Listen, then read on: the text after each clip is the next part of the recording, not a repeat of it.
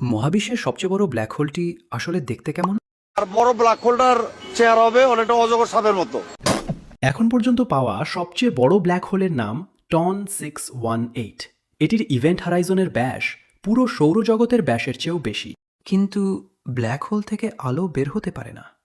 তাহলে বিজ্ঞানীরা এই ব্ল্যাক হোলটি কিভাবে আবিষ্কার করলেন? আর যখন ব্ল্যাক হোলে কোনো নক্ষত্র ঢুকে তখন ব্ল্যাক হোল থেকে আলকাত্রা জাতীয় তরল উত্তপ্ত পদার্থ বাইর হয়।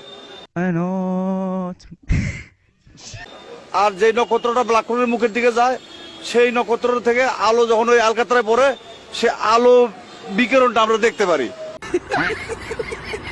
তাই আমাদের কাছে মনে হয় যে ব্ল্যাক হোল থেকে আলো বাইর হইলো, কিন্তু ব্ল্যাক হোল থেকে আলো বাইর হয় না, তরল আলকাত্রা জাতীয় পদার্থ বাইর হয়ে ব্ল্যাক হোলটাকে মুছে ফেলে।